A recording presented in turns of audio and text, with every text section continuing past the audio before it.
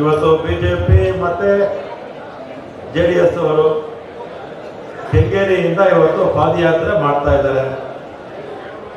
ಪಾದಯಾತ್ರೆ ಮಾಡ್ತಾ ಇರತಕ್ಕಂಥ ಉದ್ದೇಶ ಏನಂದ್ರೆ ಅವ್ರು ಮಾಡಿದ್ದಂಥ ಪಾಪಗಳು 4 ವರ್ಷದಲ್ಲಿ ಆ ಪಾಪಗಳನ್ನ ತೊಳ್ಕೊಳ್ಳೋದಕ್ಕೆ ಪಾಪಯಾತ್ರೆ ಮಾಡ್ತಾ ಇದ್ದಾರೆ. ಪಾದಯಾತ್ರೆ ಎಲ್ಲ ಪಾಪಗಳನ್ನ ತೊಳ್ಕೊಳ್ಳುವಂತ ಯಾತ್ರೆ ಮಾಡ್ತಾ ಇದ್ದಾರೆ. ಇವತ್ತು ಕಾವೇರಿ ನದಿ ತುಂಬಿ ಹರಿತಾ ಇದೆ. ಅವು ದಾರಿ ಉದ್ದಕ್ಕೂ ಎಲ್ಲೆಲ್ಲಿ ಕಾವೇರಿ ನೀರು ಹರಿತಾ ಇದೆಯೋ ಅಲ್ಲೆಲ್ಲ ಸ್ನಾನ ಮಾಡ್ಕೊಂಡೋದ್ರೆ ಅವರು ಮಾಡಿರ್ತಕ್ಕಂಥ ಪಾಪಗಳಲ್ಲಿ ಸ್ವಲ್ಪ ಆದರೂ ಕಡಿಮೆ ಆಗುತ್ತೆ. ಕಡಿಮೆ ಆಗುತ್ತಾ ಇಲ್ವೋ?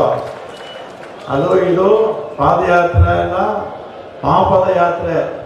ಇವರು ಮಾಡಿರ್ತಕ್ಕಂಥ ಭ್ರಷ್ಟಾಚಾರಗಳು ಒಂದಲ್ಲ ಎರಡಲ್ಲ, ನೂರಾರು ಭ್ರಷ್ಟಾಚಾರಗಳು ಮಾಡಿರ್ತಕ್ಕಂಥ ಇವರೆಲ್ಲ. ಇದೆಲ್ಲ ತ್ವರಿತಗತಿನಲ್ಲಿ ಅವ್ರ ಮೇಲೆ ಇರ್ತಕ್ಕಂಥ ಅಪಾದನೆಗಳೆಲ್ಲ ತನಿಖೆ ಆಗ್ಬಿಟ್ರೆ ಒಂದು ಫಾಸ್ಟ್ ಟ್ರ್ಯಾಕ್ ಅಲ್ಲಿ ಅರ್ಧದಲ್ಲಿ ಬಹಳಷ್ಟು ಜನ ಜೈಲಿಗೆ ಹೋಗ್ಬಿಡ್ತಾರೆ. ಬಹಳಷ್ಟು ಜನ ಜೈಲಿಗೆ ಹೋಗ್ಬಿಡ್ತಾ ಇದ್ದಾರೆ. ಜೈಲಿಗೆ ಹೋಗುವಂತ ತಪ್ಪುಗಳನ್ನು ಮಾಡಿರ್ತಕ್ಕಂಥವ್ರು ಇವತ್ತು ಏನು ತಪ್ಪು ಮಾಡದೇ ಇರ್ತಕ್ಕಂಥ ನಮ್ಮ ಸರ್ಕಾರದ ಮೇಲೆ, ಸಿದ್ದರಾಮಯ್ಯವ್ರ ಸರ್ಕಾರದ ಮೇಲೆ ಇವತ್ತು ಅವರು ಮಾಡ್ತಾ ಇರ್ತಕ್ಕಂಥದ್ದು ಸರಿಯಾದ ತಪ್ಪು ಅನ್ನೋದನ್ನ ಜನ ತೀರ್ಮಾನ ಮಾಡಬೇಕು. ಇವತ್ತು ಅವರ ಅವಧಿನಲ್ಲಿ ಆಗಿರ್ತಕ್ಕಂಥ ಕೆಲವು ಪ್ರಕರಣಗಳು ನಿಮ್ಗೆ ಹೇಳ್ತೀನಿ.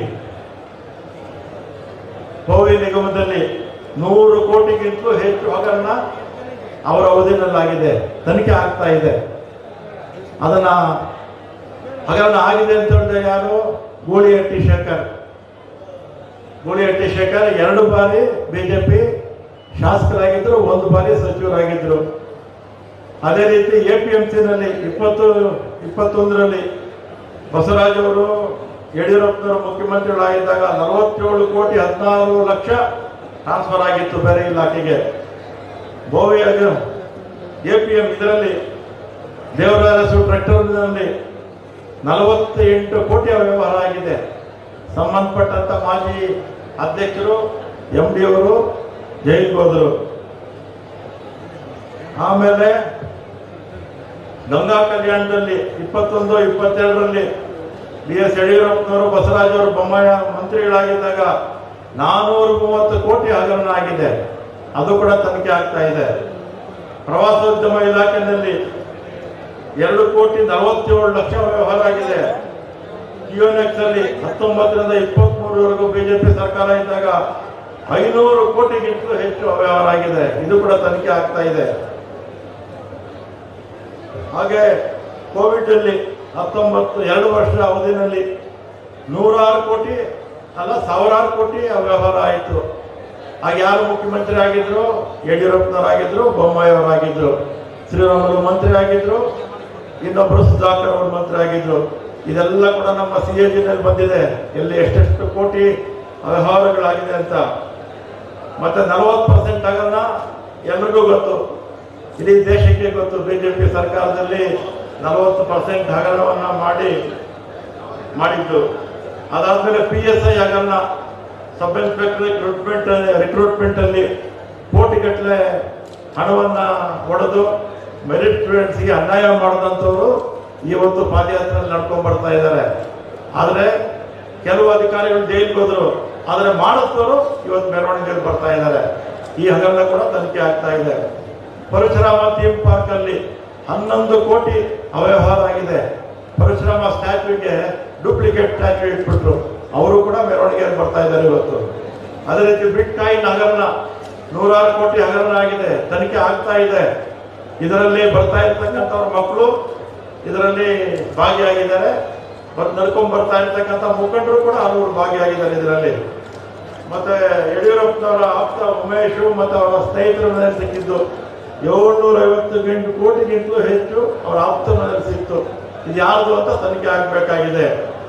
ಮತ್ತೆ ಅದೇ ರೀತಿ ಈಶ್ವರಪ್ಪನವರು ಯಡಿಯೂರಪ್ಪನವ್ರ ಮೇಲೆ ರಾಜ್ಯಪಾಲರಿಗೆ ಕಂಪ್ಲೇಂಟ್ ಕೊಡ್ತಾರೆ. ಯಡಿಯೂರಪ್ಪನವ್ರ ಮೇಲೆ ನನ್ನ ಇದರಲ್ಲಿ ಪೋರ್ಟ್ಫೋಲಿಯೋದಲ್ಲಿ ಅನಾವಶ್ಯಕವಾಗಿ ಇವರು ಇಂಟರ್ಫಿಯರ್ ಆಗ್ತಾ ಇದ್ದಾರೆ, ನನ್ನ ಕೆಲಸಗಳನ್ನೆಲ್ಲ ಇವರೇ ಮಾಡ್ತಾ ಇದ್ದಾರೆ ನಮ್ಮ ಇಲಾಖೆಗೆ ಅಂತ ಕಂಪ್ಲೇಂಟ್ ಕೊಡ್ತಾರೆ. ಮತ್ತು ಅಬಕಾರಿ ಸಚಿವರಾಗಿದ್ದಂಥ ಸಂದರ್ಭದಲ್ಲಿ ಬಿಜೆಪಿ ಕಾಲದಲ್ಲಿ ಅನೇಕ ಹಗರಣಗಳಾಗಿ ರಾಜ್ಯಪಾಲರಿಗೂ ಕೂಡ ದೂರನ್ನು ಕೊಡ್ತಾರೆ ಅವರ ಸರ್ಕಾರದಲ್ಲಿ. ಮತ್ತು ಅಂಗನವಾಡಿ ಮತ್ತು ಅಂಗನವಾಡಿಗಳಲ್ಲಿ ಗರ್ಭಿಣಿಯರು ಮತ್ತು ಮಕ್ಕಳಿಗೆ ಮಾತೃಪೂರ್ಣ ಯೋಜನೆ ನೀಡಲಾಗುತ್ತಿದ್ದ ಮೊಟ್ಟೆ ಹಗರಣದ ಬಗ್ಗೆ ಕೂಡ ಇವತ್ತು ಗವರ್ನರ್ ಹತ್ರ ಅನುಮತಿ ಕಾಯ್ತಾ ಇದೆ. ಗವರ್ನರ್ ಅನುಮತಿ ಕೊಟ್ಟಿಲ್ಲ. ಮತ್ತು KITBನಲ್ಲಿ 18ರಿಂದ 13ವರೆಗೂ ಕೂಡ ಅವರು BS ಯಡಿಯೂರಪ್ಪನವರು, ಜಗದೀಶ್ ಶೆಟ್ಟರ್ ಅವರು, ಸದಾನಂದ ಗೌಡರು ಮುಖ್ಯಮಂತ್ರಿಗಳಾಗಿದ್ದಂಥ ಸಂದರ್ಭದಲ್ಲಿ ಕಟ್ಟಾ ಸುಬ್ರಹ್ಮಣ್ಯ ನಾಯ್ಡು ಮತ್ತು ಮುರುಗೇಶ್ ನಿರಾಣಿಯವರು ಆಗಿರ್ತಕ್ಕಂಥ ಸಂದರ್ಭದಲ್ಲಿ ಆಗಿರ್ತಕ್ಕಂಥ ಹಗರಣಗಳಿಗೆ ಅನುಮತಿ ಗವರ್ನರ್ ಅವರು ಇನ್ನೂ ಕೊಟ್ಟಿಲ್ಲ. ಆಮೇಲೆ ಗಣಿ ಹಗರಣ 2008ರಿಂದ 13ವರೆಗೂ BDS ಡಿನೋಟಿಫಿಕೇಶನ್ನು ಮತ್ತು ಇದೆಲ್ಲ KITB ಡಿನೋಟಿಫಿಕೇಶನ್ಸು ಇದೆಲ್ಲ ಕೂಡ BS ಯಡಿಯೂರಪ್ಪನವರು, ಜಗದೀಶ್ ಶೆಟ್ಟರು, ಸದಾನಂದ ಗೌಡರಲ್ಲಿ ಆಗಿರ್ತಕ್ಕಂಥದ್ದು. ಇದು ಕೂಡ ತನಿಖೆ ಆಗಬೇಕು, ಆಗ್ತಾ ಇದೆ. ಮತ್ತು ಗುರು ರಾಘವೇಂದ್ರ ಬ್ಯಾಂಕು ಮತ್ತು ವಸಿಷ್ಠ ಬ್ಯಾಂಕು ಸಾವಿರಾರು ಕೋಟಿ ತಿಂದಾಕ್ಬಿಟ್ರು ಜನರ ದುಡ್ಡನ್ನ. ನಮ್ಮ ಸರ್ಕಾರ ಬಂದ್ಮೇಲೆ CBI ಕೊಟ್ವಿ. CBI ಕೊಟ್ಟ ಮೇಲೆ ಇದುವರೆಗೂ ಕೂಡ ಕೇಂದ್ರ ಸರ್ಕಾರ ತನಿಖಾಧಿಕಾರಿನ ನೇಮಿಸಲಿಲ್ಲ. ಯಾಕೆ ನೇಮಿಸಲಿಲ್ಲ? ಸಾವಿರಾರು ಕೋಟಿ, 100 ಕೋಟಿ 200 ಕೋಟಿ ಅಲ್ಲ. ವಸಿಷ್ಠ ಬ್ಯಾಂಕು, ಅದೇ ರೀತಿ ಗುರು ರಾಘವೇಂದ್ರ ಬ್ಯಾಂಕು, ಈ ರೀತಿ ಸಾವಿರಾರು ಕೋಟಿ ನುಂಗಿ ನೀರು ಕುಡಿದಂಥ BJP ಮುಖಂಡರು, JDS ಮುಖಂಡರು ಇವತ್ತು ನಮ್ಮ ಸರ್ಕಾರದ ವಿರುದ್ಧ, ಸಿದ್ದರಾಮಯ್ಯ ಸರ್ಕಾರದ ವಿರುದ್ಧ ಇಲ್ಲಿ ಪಾಪದ ಯಾತ್ರೆಗಳನ್ನ ಮಾಡ್ತಾ ಇದ್ದಾರೆ. ನಿಮಗೆ ಒಳ್ಳೇದಾಗಲಿ, ಬಂದು ಕಾವೇರಿ ನದಿ ಉದ್ದಕ್ಕೂ ಉಕ್ಕಿ ಹರಿಯುತ್ತಾ ಇದೆ. ಸ್ನಾನ ಮಾಡ್ಕೊಂಡು ಹೋಗಿ ನೀವು ಮಾಡಿರ್ತಕ್ಕಂಥ ಪಾಪಗಳು ಸ್ವಲ್ಪ ಆದರೂ ಕಡಿಮೆ ಆಗಲಿ ಅಂತೇಳಿ ಗವರ್ನರ್ ಅವರ ಕಚೇರಿ ಇವತ್ತು ಮುಖ್ಯಮಂತ್ರಿಗಳಿಗೆ 26ನೇ ತಾರೀಕು ಚೀಫ್ ಸೆಕ್ರೆಟರಿಯಿಂದ ರಿಪೋರ್ಟ್ ಹೋಗುತ್ತೆ. 80 ಪುಟ, 80 ಪುಟದ ರಿಪೋರ್ಟನ್ನು ಓದಲೇ ಇಲ್ಲ ಗವರ್ನರ್ ಆಫೀಸಲ್ಲಿ. ಆವತ್ತೇ ನೋಟಿಸ್ ಕಳಿಸ್ತಾರೆ ಗವರ್ನರ್ ಅವರು ಮುಖ್ಯಮಂತ್ರಿಗಳಿಗೆ. ಆ ಗವರ್ನರ್ ಅವರ ಸಲಹೆಗಾರರಿಗೆ ಓದು ಬರಹ ಗೊತ್ತಿಲ್ಲ ಅನ್ಸುತ್ತೆ. ಓದು ಬರಹ ಗೊತ್ತಿದ್ರೆ ಅವರು ಮುಖ್ಯಮಂತ್ರಿಗಳಿಗೆ ನೋಟಿಸೇ ಕೊಡ್ತಿರ್ಲಿಲ್ಲ. ಒಂದು ಚಿಕ್ಕ ಮಗು, 1ನೇ ಕ್ಲಾಸ್ ಮಗುಗೆ ಆ ರಿಪೋರ್ಟ್ ಓದ್ಬಿಟ್ರೆ ಚೀಫ್ ಸೆಕ್ರೆಟರಿ ಕೊಟ್ಟಿರ್ತಕ್ಕಂಥದ್ದು ಇದು ಲಾಯಕ್ಕಲ್ಲ, ಇದು ನೋಟಿಸ್ ಕೊಡೋದಕ್ಕೆ ಅಂತ ಒಂದು ಚಿಕ್ಕ ಮಗು ಹೇಳಿದ್ರು ಕೂಡ ಗೊತ್ತಾಗ್ಬಿಡುತ್ತೆ. ಅದರಿಂದ ಗವರ್ನರ್ ಅವರು ಕೇಂದ್ರ ಸರ್ಕಾರದ ಕೈಗೊಂಬೆಯಾಗಿ ಇವತ್ತು ಕೆಲಸ ಮಾಡ್ತಾ ಇದ್ದಾರೆ. ಇದೇನು ಹೊಸದಲ್ಲ ನಮ್ಮ ದೇಶದಲ್ಲಿ. ತಮಿಳುನಾಡಲ್ಲೂ ಇದೇ ಕತೆ, ಕೇರಳದಲ್ಲೂ ಇದೇ ಕತೆ, ಅದೇ ರೀತಿ ವೆಸ್ಟ್ ಬೆಂಗಾಲಲ್ಲಿ, ಅದೇ ರೀತಿ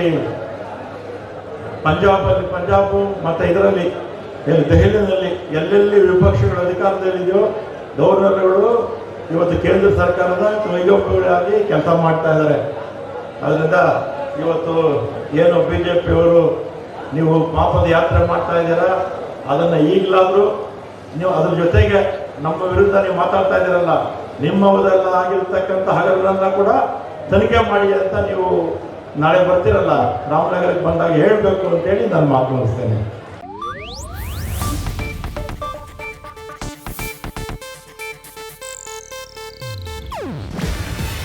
ಇದು ಏಷ್ಯಾನೆಟ್ ನ್ಯೂಸ್ ನೆಟ್ವರ್ಕ್ ಪ್ರಸ್ತುತಿ. ನೀವು ನೋಡ್ತಿದ್ದೀರಾ ಏಷ್ಯಾನೆಟ್ ಸುವರ್ಣ ನ್ಯೂಸ್.